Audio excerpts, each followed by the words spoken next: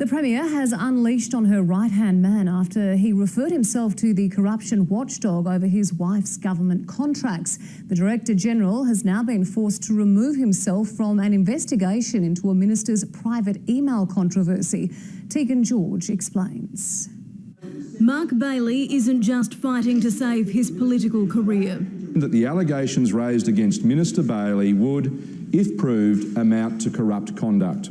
So says the state's corruption watchdog. The Energy Minister once again in the spotlight over allegations he deliberately deleted his private email account to stop the public release of secret discussions with a union boss.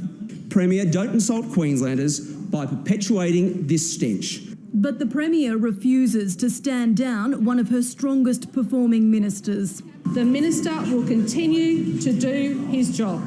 Anastasia Palaszczuk is also backing her Director-General, Dave Stewart, who she handpicked to investigate the emails. He today stepped aside from that duty after referring himself to the Crime and Corruption Commission. An internet blog raising questions about his wife's PR company being awarded government contracts. I personally was not aware that her company was receiving contracts. None of the contracts were awarded by his department. The Premier, nonetheless, unimpressed. I've made those views very clear to the Director-General. In what terms? In very harsh terms.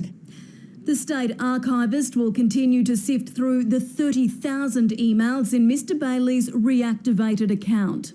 Premier, why is it appropriate for your Director-General to stand down from the investigation, but not for the Minister himself to be stood down? The CCC wants a report by June 15 to determine whether its own investigation is warranted. Tegan George, 10 Eyewitness News.